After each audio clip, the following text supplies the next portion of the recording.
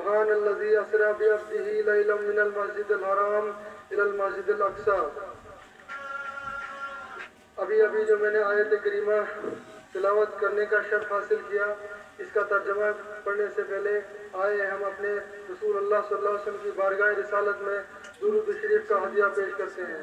اللہم صلی علی سیدنا محمد وعلی آل سیدنا محمد واصحاب سیدنا محمد وبارک وسلم علیہ۔ پاک ہے وہ ذات جس نے اپنے پیارے بندے کو ایک رات میں مسجد الحرام سے مسجد الاقصی کا سفر کروایا۔ انسانوں کی تاریخ کی سب سے بڑی سیر، 7 آسمانوں کی سیر، الاسراء والمعراج۔ یہ عظیم سفر مکہ میں رسول اللہ صلی اللہ علیہ وسلم کی زندگی کے سب سے مشکل اور سخت ترین وقت میں ہوا۔ پہلے رسول اللہ صلی اللہ علیہ وسلم کا بائیکاٹ کیا گیا، پھر آپ کے دل کے سب سے قریبی لوگ حضرت ابو طالب اور حضرت خدیجہ رضی اللہ عنہا کی وفات، پھر طائف میں آپ صلی اللہ علیہ وسلم کو اتنے پتھروں سے مارا کہ آپ کی نالین مبارک خون سے بھر گئی۔ آپ صلی اللہ علیہ وسلم کی سٹیزن شپ بھی ختم کر دی گئی، کیونکہ حضرت ابو طالب کی وفات کے بعد ابو لہب قریش کا سردار بنا۔ جب آپ مکہ میں ام ہانی بنت ابی طالب کے گھر تشریف فرما رہے تھے، چھت شک ہوئی۔ چھت شک ہونا اس بات کی طرف اشارہ ہے کہ اوپر کی جانب سے تمام حجابات اٹھ گئے۔ حضرت جبریل امین تشریف لائے اور آپ آرام فرما رہے تھے۔ اللہ کے حکم کے مطابق پاؤں مبارک کو بوسہ دیا اور آپ جاگ گئے۔ آپ کو مسجد الحرام میں لے گئے، وہاں آپ کا سینہ اور شکم مبارک شک کیا۔ شک کا مطلب چیرنا ہوتا ہے، اور آب زمزم سے شکم، دل اور تمام اندرونی سینہ دھویا۔ پھر آپ صلی اللہ علیہ وسلم کے دل مبارک کو سونے کی تشت میں سجا کر لائے۔ آپ صلی اللہ علیہ وسلم کی سواری براق پیش کیا گیا، جو کھچر سے قد میں نیچا اور گدھے سے قد میں اونچا تھا۔ براق لفظ ایک فارسی لفظ برق سے ملتا جلتا ہے۔ فارسی برق کا مطلب بجلی ہے۔ براق کی رفتار بھی بجلی جیسی رفتار ہے۔ جب آپ صلی اللہ علیہ وسلم نے اس پر سوار ہونے کا ارادہ فرمایا تو وہ شوخی کرنے لگا۔ حضرت جبریل امین نے کہا، اے براق، کیوں شوخی کرتا ہے؟ کیا تجھے معلوم نہیں تجھ پر ایسا شخص سوار ہو رہا ہے جو اللہ کے نزدیک سب سے بلند رتبے والا ہے؟ یہ بات سن کر براق مارے شرم کے پسینہ پسینہ ہو گیا، اور بعض کتابوں میں یہ لکھا ہے کہ براق نے درخواست کی، یا رسول اللہ صلی اللہ علیہ وسلم، قیامت کے دن بھی آپ میری پشت پر سوار ہوں۔ تو آپ نے اس کی درخواست قبول فرمائی۔ اس کے بعد آپ سوار ہو کر مسجد الاقصی تشریف لے گئے۔ حضرت جبریل امین بھی ہمراہ تھے۔ انبیاء کرام کی ارواح طیبات حاضر تھی۔ بحکم الہی سرکار کائنات صلی اللہ علیہ وسلم نے امامت فرمائی اور 2 رکعت نماز پڑھائی۔ تمام پیغمبران عظیم نے حمد الہی کی۔ حضرت ابراہیم علیہ السلام، حضرت موسیٰ علیہ السلام، حضرت داؤد علیہ السلام، حضرت سلیمان علیہ السلام اور حضرت عیسیٰ علیہ السلام نے حمد الہی میں مزید خطبے ارشاد فرمائے اور ان نعمتوں کا بیان فرمایا جو ان سے متعلق تھی۔ ہمارے آقا محمد عربی صلی اللہ علیہ وسلم نے بھی حمد الہی بیان فرمائی اور ان نعمتوں کا اظہار فرمایا جو آپ سے متعلق تھی۔ یہ ایسا خطبہ تھا جس میں تمام انبیاء کرام پر آپ صلی اللہ علیہ وسلم کی فضیلت ثابت ہوئی۔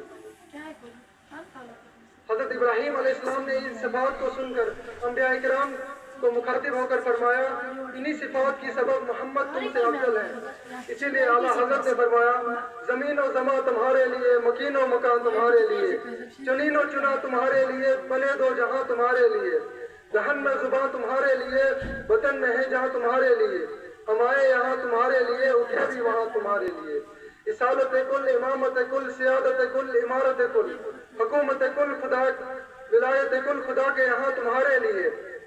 اشارے سے چاند کو چیر دیا، چھپے ہوئے کوڑ کو پھیر لیا، گئے ہوئے دن کو اثر کیا، کتاب و دبا تمہارے لیے۔ تبھی علامہ اقبال نے شعر فرمایا، ہو نہ یہ پھول تو بلبل کا ترنم بھی نہ ہو، چمن دہر میں کلیوں کا تبسم بھی نہ ہو، یہ نہ ہو ساکی تو پھر میں بھی نہ ہو، تم بھی نہ ہو، بزم توحید میں دنیا میں نہ ہو، تم بھی نہ ہو۔ خیمہ افلاق کا استادہ اسی نام سے ہے، نبض ہستی تب شامادہ اسی نام سے ہے۔ تبھی ایک پنجابی شاعر نے بھی کیا خوب کہا ہے، کسے شہداوی اتھے سایہ نہ ہوندا، کسے شہداوی اتھے سایہ نہ ہوندا، جو رب نے محمد بنایا نہ ہوندا۔ اس کے بعد سرکار آسمانوں کی طرف تشریف لے گئے۔ جب پہلے آسمان پر پہنچے تو حضرت جبریل امین نے دروازہ کھٹکھٹایا۔ فرشتہ جو دربان فلک تھا اس نے پوچھا کون؟ کہا جبریل. کہا تمہارے ساتھ کون ہے؟ حضرت جبریل امین نے کہا محمد. کہا کیا وہ بلائے گئے ہیں؟ حضرت جبریل امین نے جواب دیا ہاں. تو جو دربان فلک فرشتہ تھا اس نے خوش آمدید کیا اور دروازہ کھولا. آپ آسمان اول میں داخل ہوئے. حضرت آدم علیہ السلام کو دیکھا. حضرت جبریل امین نے فرمایا یہ آپ کے والد آدم علیہ السلام ہیں، انہیں سلام کیجیے. حضرت آدم علیہ السلام نے جواب دیا اور کہا فرزند صالح اور نبی صالح کو خوش آمدید. آپ نے دیکھا حضرت آدم علیہ السلام کے دائیں طرف کچھ گوری گوری صورتیں ہیں اور بائیں طرف کچھ کالی کالی صورتیں ہیں. جب دائیں طرف دیکھتے تو خوش ہوتے اور جب بائیں طرف دیکھتے تو غمگین ہو جاتے. حضرت جبریل علیہ السلام نے بیان کیا کہ دائیں طرف ان کے نیک اولاد کی صورتیں ہیں جو بہتتی ہیں، اسی لیے انہیں دیکھ کر حضرت آدم علیہ السلام خوش ہوتے ہیں. اور بائیں طرف ان کی اولاد بد کی صورتیں نظر آتی ہیں جو دوزخی ہیں، اسی لیے انہیں دیکھ کر ناخوش ہو جاتے ہیں. پھر دوسرے آسمان پر تشریف لے گئے. وہاں بھی حضرت جبریل علیہ السلام نے دروازہ کھٹکھٹایا. دربان فرشتہ نے پوچھا کون؟ کہا جبریل. کہا ساتھ میں کون؟ کہا محمد. اندر سے آواز آئی کیا وہ بلائے گئے؟ حضرت جبریل امین نے جواب دیا ہاں. اور پھر دربان فلک نے مرحبا کہا اور آپ نے حضرت یحییٰ اور حضرت عیسیٰ علیہ السلام کو دیکھا. حضرت جبریل علیہ السلام نے کہا یہ یحییٰ اور عیسیٰ علیہ السلام نے، انہیں سلام کیجیے. آپ نے سلام کیا اور ان حضرات نے جواب دیا اور کہا نیک بھائی اور نیک نبی کو خوش آمدید. اس کے بعد تیسرے آسمان پر تشریف لے گئے. حضرت جبریل علیہ السلام نے بدستور دروازہ کھلایا اور وہاں کے دربان نے بھی وہی سوالات کیے جو پہلے اور دوسرے آسمان کے دربانوں نے کیے تھے.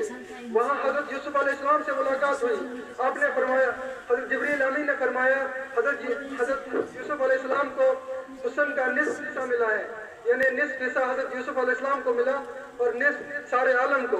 حضرت جبریل امین نے کہا انہیں سلام کیجیے. آپ نے سلام کیا. انہوں نے کہا مرحبا، نیک بھائی اور نیک نبی کو مبارکباد پیش ہے. حضرت یوسف علیہ السلام نے آپ کو دیکھا اور کہا کہ آپ مجھ سے بھی زیادہ خوبصورت ہیں.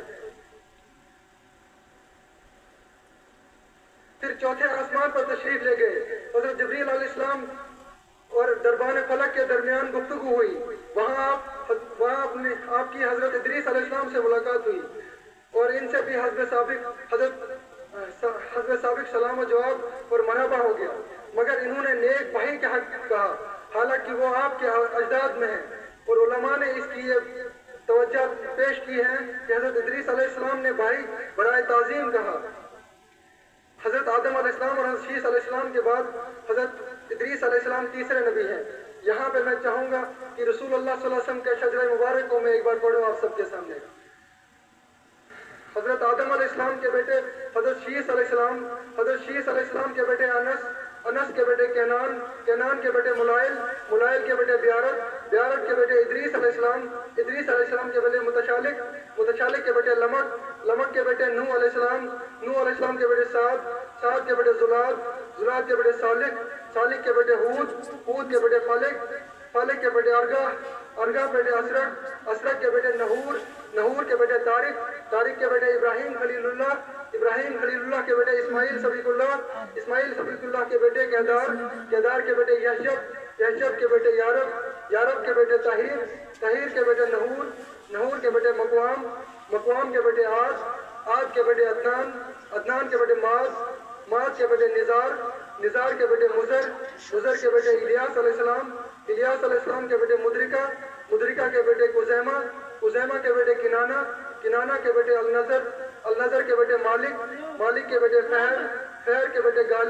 غالب کے بیٹے لوئی کے بیٹے کعب کے بیٹے مرہ کے بیٹے کلاب کے بیٹے کسی کے بیٹے عبدالمناف کے بیٹے ہاشم ہیں اور ہاشم کے بیٹے عبدالمطلب ہیں اور عبدالمطلب کے بیٹے عبداللہ ہیں اور عبداللہ کے بیٹے محمد رسول اللہ ہیں.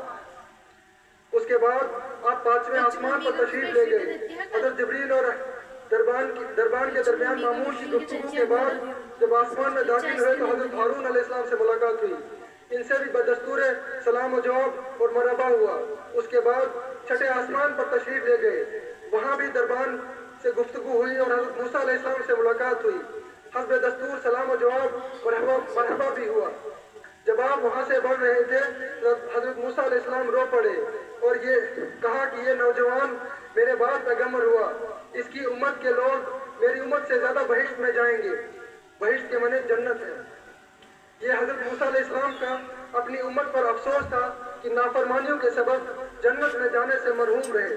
پھر ساتویں آسمان پر تشریف لے گئے، دروازہ کھلوانے کے بعد گفتگو ہوئی اور اس آسمان پر حضرت ابراہیم علیہ السلام سے ملاقات ہوئی۔ وہ بیت المعمور سے پیٹھ لگائے بیٹھے تھے۔ حدیث میں آتا ہے کہ بیت المعمور میں ہر روز 70,000 فرشتے نئے داخل ہوتے ہیں جو دوبارہ اس میں نہیں آتے۔ حضرت جبریل علیہ السلام نے کہا کہ آپ کے والد ابراہیم ہیں، انہیں سلام کیجئے۔ آپ نے سلام کیا اور انہوں نے جواب دیا اور کہا آپ اس کے بعد سدرۃ المنتہا کے پاس تشریف لے گئے۔ سدرۃ المنتہا بیری کا ایک بہت عظیم الشان درخت ہے۔ آپ نے فرمایا کہ اس کے پتے ایسے ہیں جیسے ہاتھی کے کان اور اس کی بیر ہجر کے مٹکے کی طرح ہے۔ ہجر ایک شہر کا نام ہے، وہاں کے مٹکے بہت بڑے ہوتے ہیں۔ آپ نے فرمایا کہ اس پر سونے کی بے شمار پتنگیں تھیں، یعنی اس صورت میں فرشتے اس کے آگے تھے۔ جب آپ نے اس کے آگے جانے کا ارادہ فرمایا تو حضرت جبریل علیہ السلام وہیں رک گئے۔ آپ نے سبب پوچھا اور کہا مجھے یہاں سے اوپر جانے کی طاقت نہیں ہے، اور حضرت جبریل امین نے فرمایا اگر بال برابر میں آگے جاؤں تو تجلی کی روشنی میرے بالوں پر جلا دے گی۔ خطبہ سیر میں لکھا ہے کہ آپ نے براق کو اسی جگہ چھوڑ دیا اور ایک دوسری سواری رف آئی جس کا رنگ سبز تھا، اس کی روشنی آفتاب کی روشنی پر غالب تھی۔ اس پر آپ کو بٹھایا گیا، آپ اس پر سوار ہوئے اور آپ کو کرسی وغیرہ سارے مقامات آسمانی اور حجابات نورانی کی سیر کرا کر عرش تک لے گئے۔ آپ کو اللہ تبارک و تعالیٰ سے ایسا قرب حاصل ہوا، نہ دوسرے انبیاء کو مرتبہ حاصل ہوا، نہ کسی فرشتے کو رسائی وہاں تک ہو سکی۔ اللہ تعالیٰ نے آپ سے کلام فرمایا اور اپنے دیدار کا شرف بخشا۔